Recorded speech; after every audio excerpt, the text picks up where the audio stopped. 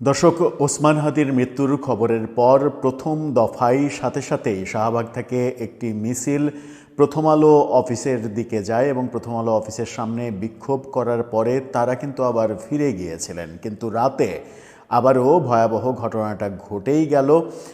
হাদির মৃত্যুর আবেগ কন্ট্রোল করতে না পেরে প্রথম আলো এবং ডেইলি স্টারে ব্যাপক ভাঙচুর এবং অগ্নিকাণ্ডের ঘটনা ঘটল এই রাতে, মধ্যরাতে ঢাকায়। এটা নিয়ে পক্ষে বিপক্ষে নানা ধরনের আলোচনা চলছে। এটা দেশকে অস্থিতিশীল করার একটা চক্রান্ত, তৃতীয় কোনো পক্ষের, এরকম বক্তব্যও অনেকে দিচ্ছেন। কি হলো প্রথম আলো ডেইলি স্টারের সামনে? আইনশৃঙ্খলা রক্ষাকারী বাহিনী কেন ভাঙচুরটা হতে দিলেন? অগ্নিকাণ্ডের ঘটনা কেন ঘটাতে দিলেন? কেন প্রথম থেকেই সেগুলোকে ঠেকানো গেল না? প্রধান উপদেষ্টা যখন জাতির উদ্দেশ্যে ভাষণ দিয়ে সবাইকে সংযত থাকার অনুরোধ জানালেন, তখন প্রধান উপদেষ্টার আহ্বানও মানা হলো না। এই আবেগটা না দেখিয়ে আবেগ নিয়ন্ত্রণ করা যেত কিনা, আবেগ নিয়ন্ত্রণ করা উচিত ছিল কিনা, সেই আলোচনা এখন চতুর্দিকে। চলুন একটু জেনে দেখি প্রথম আলো ডেইলি স্টারের সামনে আদতে কি হলো মধ্যরাতে। দর্শক, বলছিলাম মধ্যরাতে প্রথম আলো এবং ডেইলি স্টারে আক্রমণের ঘটনা ঘটেছে।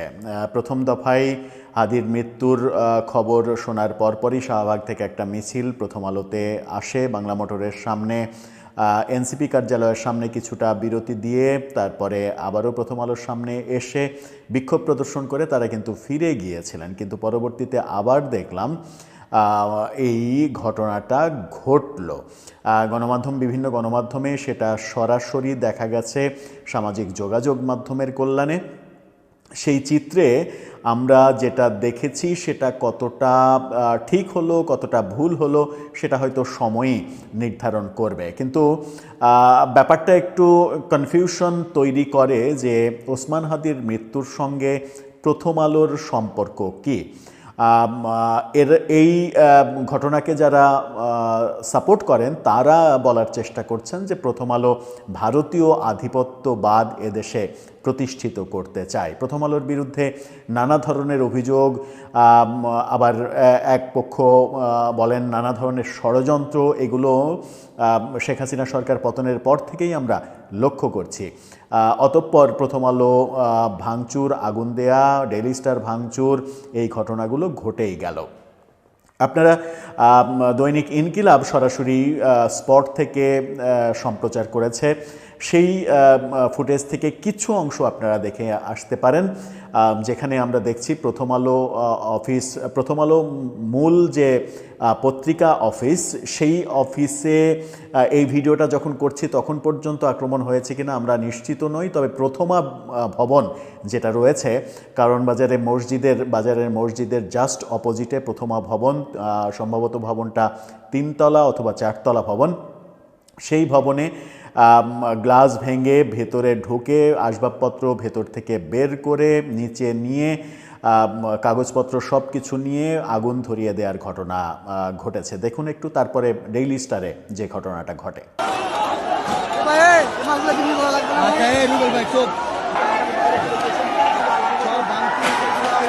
এই ঘটনার পরে আমরা দেখেছি সেনাবাহিনীকে আসতে। সেনাবাহিনী ঘটনা ঘটার পরে আসতে পেরেছে স্পটে। এটা একটা উদ্বেগের খবরই বটে যে এত বড় দুইটা প্রতিষ্ঠানে এরকম একটা ঘটনা ঘটলো, সেনাবাহিনী কি স্পটে আসতে একটু দেরি করলো? সেনাবাহিনী আসছে, সেই ফুটেজটাও একটু আপনারা দেখে নিতে পারেন এখানে।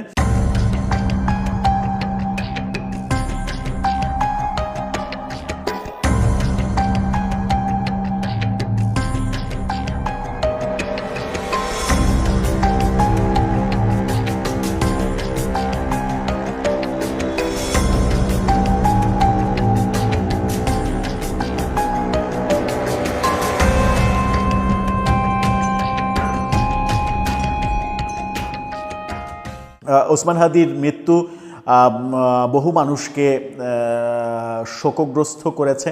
বহু মানুষ এটাকে মেনে নিতে পারছেন না। এটাই স্বাভাবিক, মেনে নেয়ার ব্যাপার নাও। এইরকম মর্মান্তিক একটা আক্রমণের ফলে যে মৃত্যুবরণ, সেই মৃত্যুকে আসলে মেনে নেওয়া যায় না। কিন্তু সেই ঘটনার সঙ্গে ওসমান হাদির মৃত্যুর সঙ্গে প্রথম আলোকে কানেক্ট করা হলো কোন সূত্রে, এটা এখনও পরিষ্কার নয়। সাংবাদিক জুলকারনায়ন শাহের এটা নিয়ে ইনডাইরেক্টলি একটা ফেসবুকে পোস্ট করেছেন এই ঘটনা ঘটার পরে।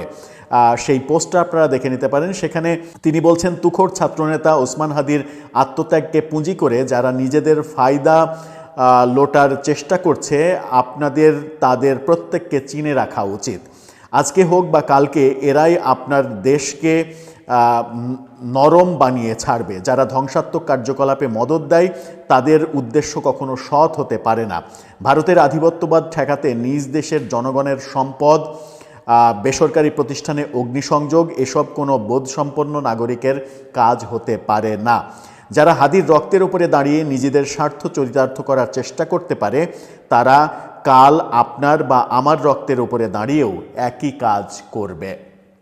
এরকম মারাত্মক লেখা লিখেছেন জুলকারনায়ন শাহের।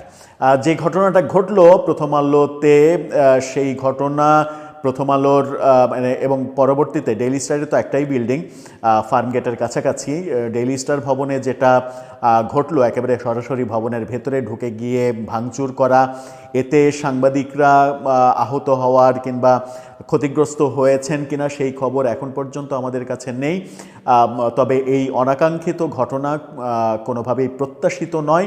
যারা এটা ঘটালেন তারাই হয়তো পরবর্তীতে ভেবে দেখবেন যে ঘটনাটা ঠিক হলো নাকি ভুল হলো, আবেগকে নিয়ন্ত্রণ করা উচিত ছিল নাকি আবেগ প্রদর্শন করাটাই ঠিক হলো। দর্শক, আপনার মন্তব্য কি জানিয়ে লিখতে পারেন আমাদের কমেন্ট বক্সে।